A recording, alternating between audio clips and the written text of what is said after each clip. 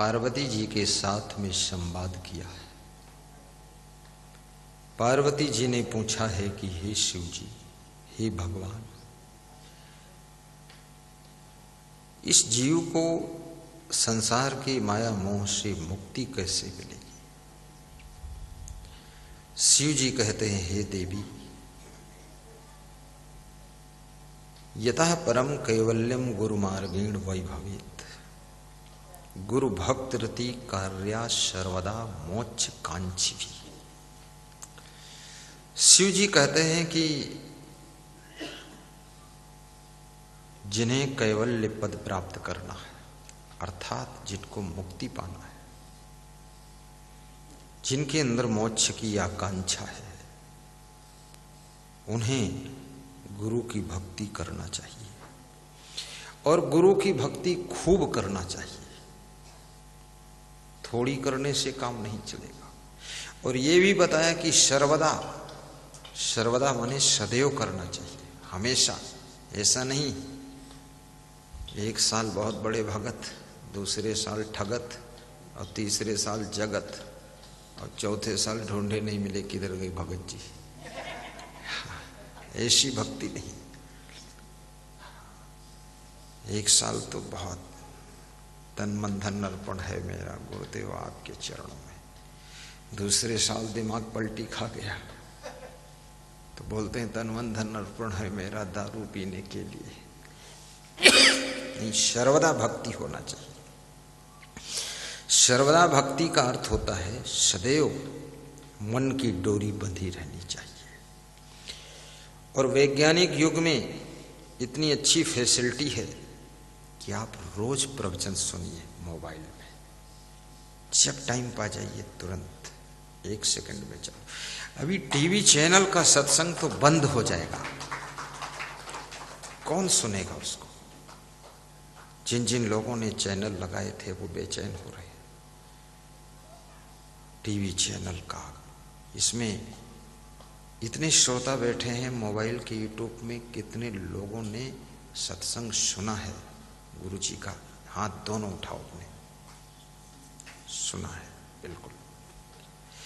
अब ये बता दो, टीवी में सुनने का मौका कितने लोगों को मिलता है? वह लोग हाथों पर उठाओ।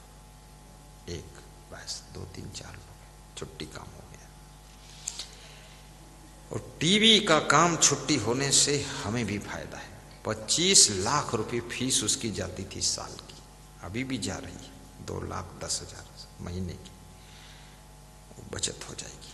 25 लाख में कम से कम 12 कमरे बन जाएंगे भक्तों के रहने के लिए, है?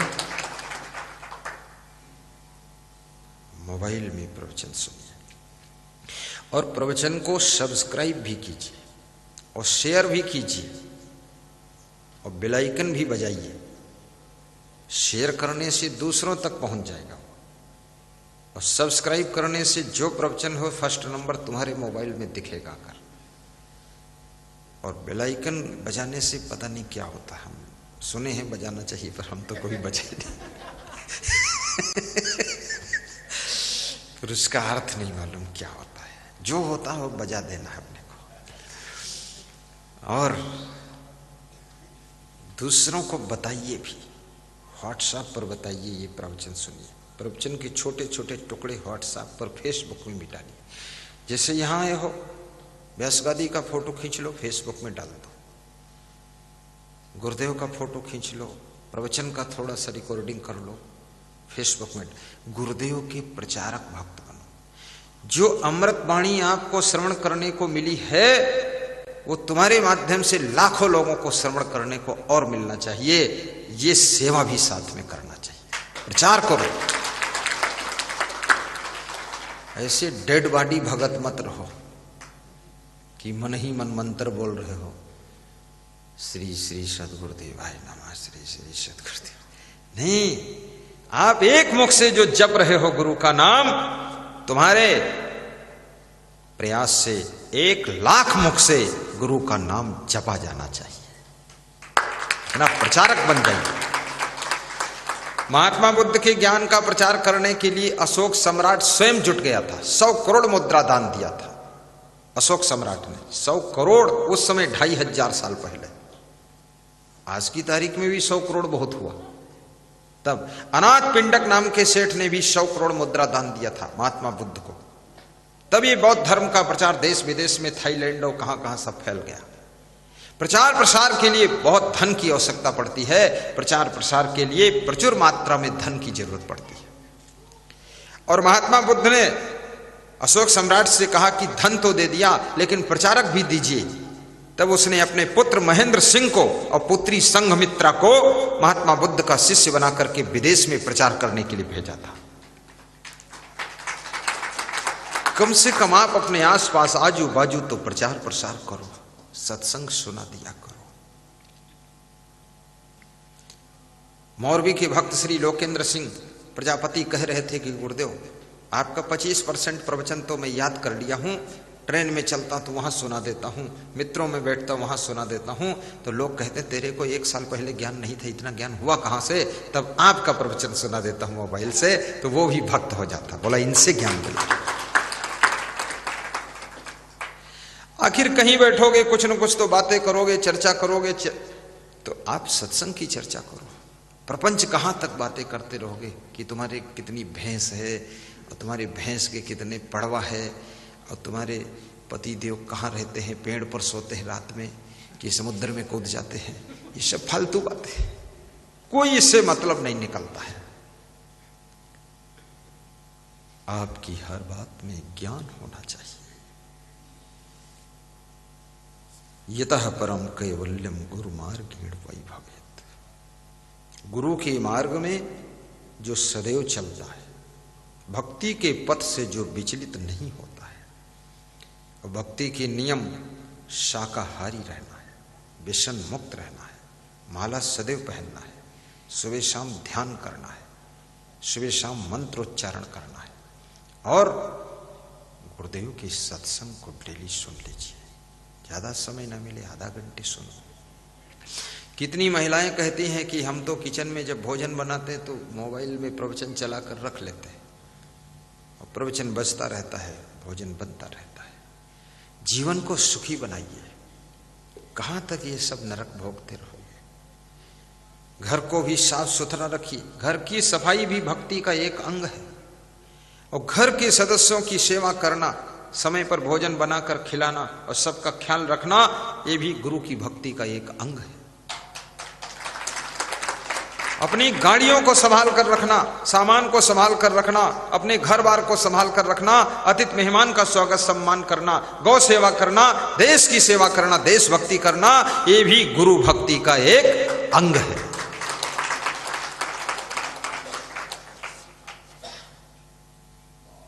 और साहेब बंदगी भी बोलना सीखो। साहेब का अर्थ होता है श्रेष्ठ, बंदगी का अर्थ होता है प्रणाम। श्रेष्ठ पुरुषों को, श्रेष्ठ आत्माओं को प्रणाम करने के लिए संत कबीर ने साहेब बंदगी की खोज किया है। साहेब बंदगी, और 3 बार साहेब बंदगी करने से 3 ताप से छुटकारा मिल जाता है। 3 बार बंदगी हरे 3 तापा, बड़ी भागी गुरु भेटे आपा। 3 ताप होते ना, दैहिक दैविक भौतिक तापा, 3 बार बंदगी ताप न व्यापा, राम राज नहीं काहुक व्यापा, 3 बार बंदगी हरे 3 तापा। 3 ताप से छुटकारा मिलेगा।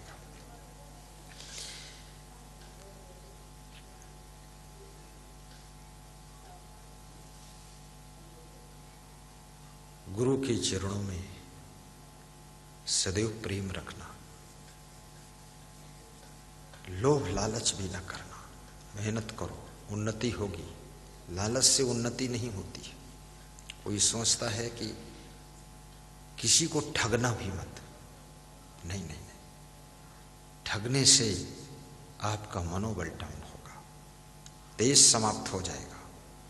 और कोई तुम्हें ठगे, थोड़ा सा ठगा जाना, लेकिन ज्यादा ठगे तो फिर उसका इलाज भी करना। वो ज्यादा ठगाना भी मत, सावधान रहो, जाल में मत फंसो, क्योंकि संसार में राम भगवान को भी उलझाने वाले मिले थे, कृष्ण को भी उलझाने वाले मिले थे। कृष्ण को शिशुपाल जैसा व्यक्ति गालियां बकता था, भगवान कृष्ण सह लेते थे, लेकिन जब अति हो गया तो भगवान कृष्ण ने शिशुपाल को फाइनल कर दिया था।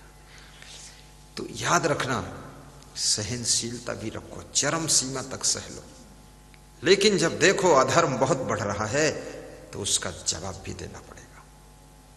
जब जब हो ही धर्म की हानि, बाढ़ असुर अधम अभिमानी, तब तब प्रभु धरि मनुज शरीरा, हरै सकल सज्जन भव पीरा। यदा यदा ही धर्मस्य ग्लानिर्भवति भारत अभ्युत्थानम् अधर्मस्य तदात्मानं सृजाम्यहम् परित्राणाय साधूनां विनाशाय च दुष्कृतां धर्म संस्थापनार्थाय संभवामि युगे युगे।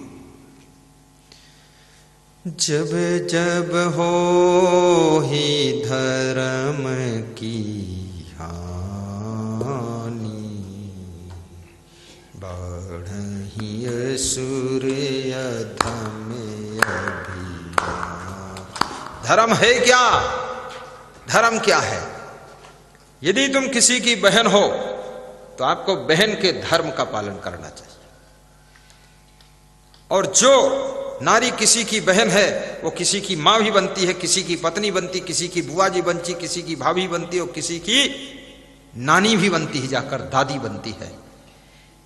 जिसके लिए तुम दादी हो वहां दादी का धर्म निभाओ, जिसकी मां हो उसके साथ मां का धर्म निभाओ, जिसकी पत्नी हो उसके साथ पत्नी का धर्म निभाओ, और जिसकी तुम नानी हो तो नानी का धर्म निभाओ। एक एक आत्मा के साथ में 18 धर्म जुड़े होते हैं, उस धर्म को निभाइए।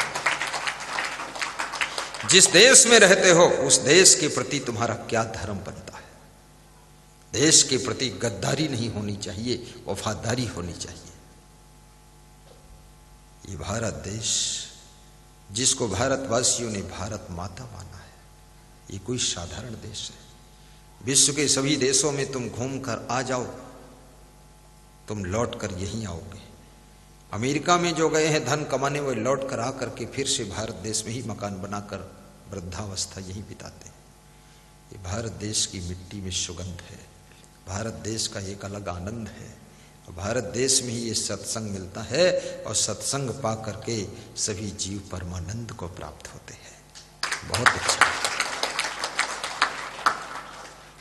मात्र एक ये हिंदू देश बचा है, ये इसमें सत्संग की बाहुल्यता है। और जिस मनुष्य शरीर को प्राप्त करके तुम बैठे हो, मानव धर्म की भी जिम्मेदारी आ जाती है। अगर तुमने गाय पाला है तो गौसेवक का धर्म निभाइए। गाय तो पाल लिया, उसको पानी नहीं पिलाते, समय पर आप चारा नहीं देते, उसका ख्याल नहीं करते, तो आप अधर्म कर रहे हो।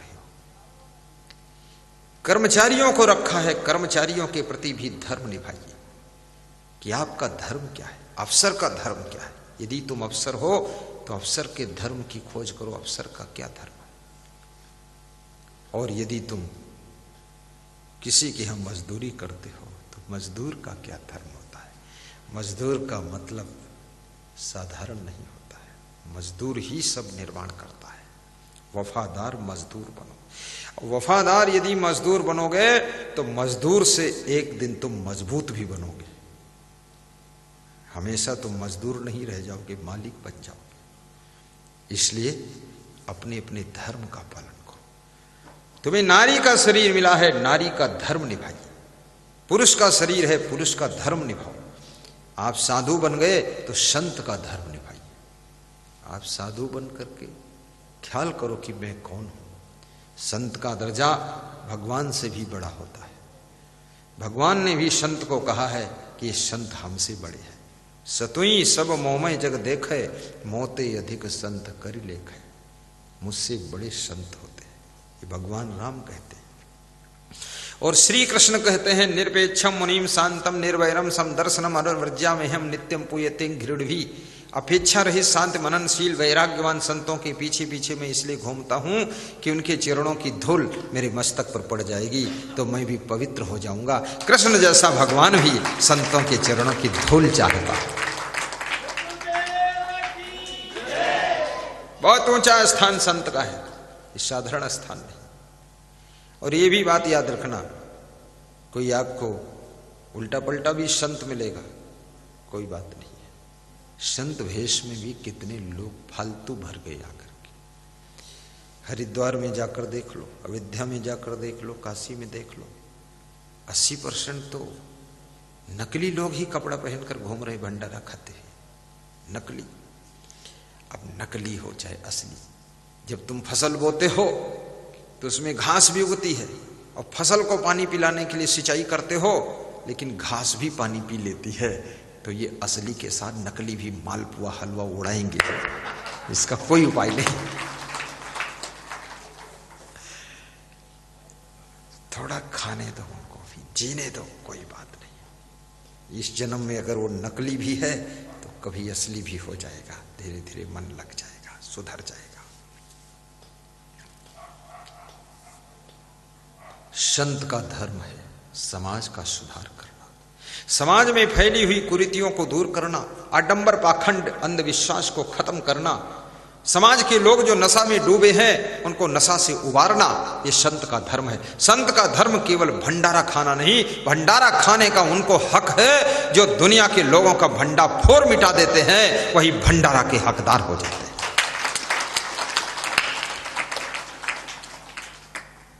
गुरु के आश्रम पर भक्ति के मार्ग में कभी कभी भंडारा भी करना चाहिए। वहां जाइए, मैं यहां जब से आया हूं तब से भंडारा चल रहा है। 24 तारीख को शेषा भाई अहमदाबाद गुजरात वालों का भंडारा था। 25 तारीख को परम भक्त श्याम कुमार जायसवाल पूर्णिया बिहार वालों का भंडारा था। 26 को विनोद सिंह तोमर गुजरात मोरबी वालों का भंडारा था। लोकेंद्र प्रजापति गुजरात मोरबी 27 नवंबर को उनका था। श्रीमान रमेश चंद्र गुजर अंता 12 बमोलिया जोगियान, उनका भंडारा था। हीरालाल साहू बेगूसराय बिहार 29 नवंबर को इनका था। 30 नवंबर कमल सिंह अजनार गुलबाई अजनार मध्य प्रदेश अलीराजपुर डिस्ट्रिक्ट भाभरा वालों का भंडारा था। नारायण सिंह कालस सहदेव सिंह गुजर माकड़वाली घुंघरा अजमेर वालों का भंडारा था 1 दिसंबर को।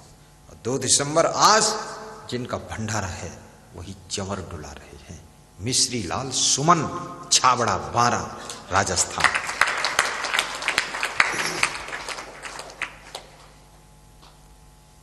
और कल भी भंडारा है। संजीत सिंह किरणजीत कौर माता पिता Shri kernel Singh Sukhjinder Kaur Sacramento California America, Shri Sanjeet Singh के पावन जन्मदिन के उपलक्ष्य में भंडारा होगा और जन्मदिन की उनकी बधाई यहां से भेजी जाएगी राजस्थान आश्रम से साहिब बंदगी। 4 दिसंबर को श्री बजरंग सिंह शेखावत निवासी खजरौली तहसील चोमू बीकानेर वाले, आप ही हैं, खड़े हो जाओ, इनकी ओर से भंडारा 4 दिसंबर को। 5 दिसंबर को रामपाल सोनी, दिनेश सोनी, शुभम सोनी, स्वर्गीय श्री रतन जी सोनी की पुण्य स्मृति में देवगढ़ जिला राजसमंद राजस्थान की ओर से भंडारा है, राशि जमा हो गई। 6 दिसंबर रामदास भाई राठवा, सुमित्रा बहन मित्तल कुमार राठवा, खुशबू कुमारी गुजरात छोटा उदयपुर जन्म स्थान गांधी नगर में जो सर्विस करते हैं उनकी ओर से भंडारा होगा। देखो भंडारों की लाइन लग गई है, सौभाग्य है भंडारा। और ये भंडारा तभी होता है जब कोई महान संत उसमें भोजन ग्रहण करता है, उसका नाम भंडारा है, नहीं तो रसोई है, खाना वाना चलता है। ये भंडारा जब कोई दिव्य मूर्ति, श्रेष्ठ आत्मा, पवित्र संत, तेजस्वी तपस्वी यशस्वी संत उसमें से भोजन ग्रहण कर लेता है और उसकी दृष्टि पड़ती है और साधु संत उसमें से प्रसाद लेते हैं, और अनेक जगह के लोग रिश्तेदार ही नहीं, जिनसे कोई मतलब ही नहीं है, जान पहचान नहीं है, वो भी आकर के एक पूड़ी खाते हैं, उसका नाम भंडारा होता है। आज कितने लोग ग्रहण किए हैं, जयपुर वाले, बीकानेर वाले, हिंडोली वाले, बूंदी वाले, ये मिश्री लाल के कोई सब रिश्तेदार नहीं थे, लेकिन जिस भंडारे में भक्त लोग भोजन करते हैं, सत्संगी भाई बहन भोजन करते हैं, साधक साधिका भोजन करते हैं, साधु संत भोजन ग्रहण करते हैं, वो भोजन महाभंडारा बन जाता है। और भंडारा की शोभा सत्संग से होती। ऐसा नहीं खाया पिया घाय के सोया पांव पसार, अब भोंदो कुछ जाने नहीं को हमको संसार। खूब चढ़ा चढ़ खाया 20-20 पूड़ी और पड़े सो रहे और कहते पेट में कुछ दर्द है। अरे कुछ दर्द है? सत्संग में बैठो, सत्संग सुनो, तभी भंडारा का फल मिलता है। ऐसा नहीं भंडारा खा खा कर निकल गए, तब तो तुम भंडाफोर तुम्हारा खत्म ही नहीं होगा। सत्संग में बैठना जरूरी, सुनना जरूरी है, क्योंकि याद रखना भोजन भोजन कहने से भूख नहीं जाती है, भोजन खाने से भूख जाती है। रजाई रजाई कहने से ठंडी नहीं जाती है, रजाई ओढ़ने से ठंडी जाती है। शकर शकर कहने से मुंह मीठा नहीं होता है, शकर खाने से मुंह मीठा होता है। ऐसे भंडारा खाने के बाद प्रवचन सुनने से आत्मा का कल्याण हो जाता है। प्रवचन सुनना,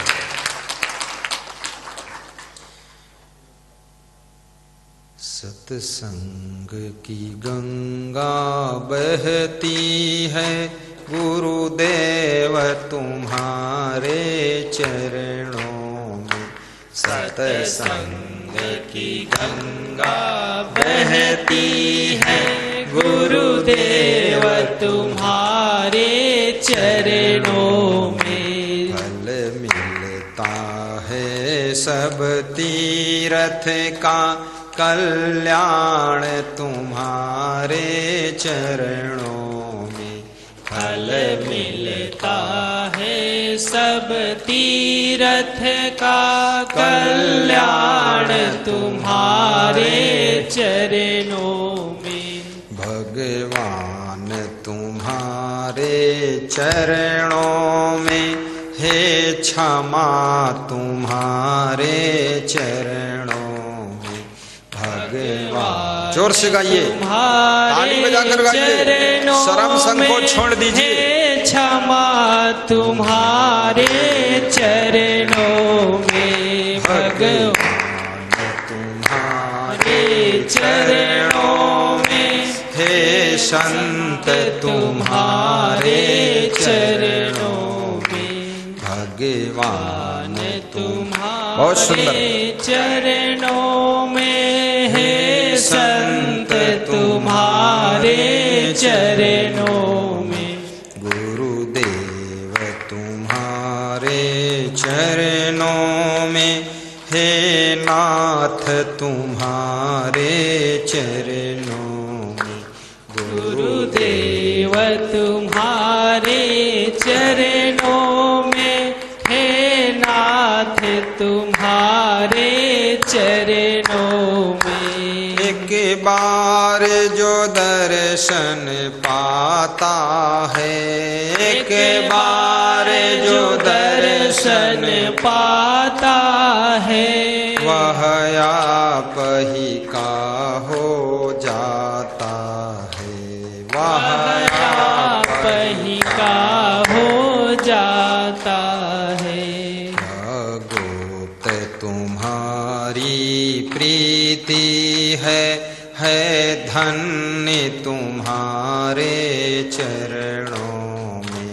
क्या बहुत सुंदर। तुम्हारी प्रीति है धन्य तुम्हारे चरणों में। गुरुदेव तुम्हारे चरणों में, भगवान तुम्हारे चरणों में। गुरुदेव सत्संग बढ़ा दिया गया है। कितना? 15 दिसंबर तक चलेगा। सब श्रोता यूट्यूब चैनल के श्रोताओं को आशीर्वाद। गुरुदेव तुम्हारे चरणों में, हे नाथ तुम्हारे। 10 दिन और बढ़ा है, 15 दिसंबर तक। गुरुदेव तुम्हारे चरणों में,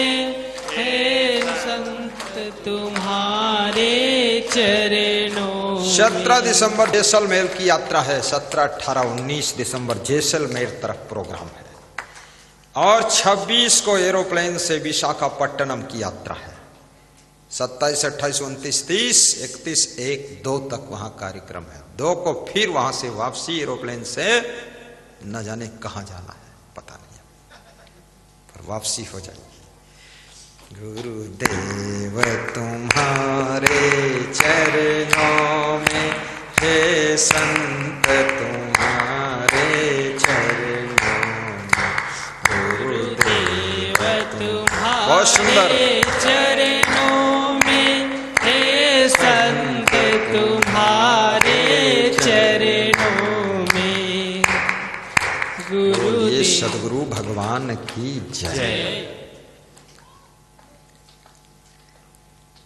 भगवान श्री राम शिवरी को समझाते हैं कि शिवरी, रोज तो मैं भी तेरे को मिल नहीं सकता और तेरा गुरु भी तुझको रोज नहीं मिल सकता, परंतु प्रथम भक्ति संतन कर संगा, संतों का सत्संग सुन लेना।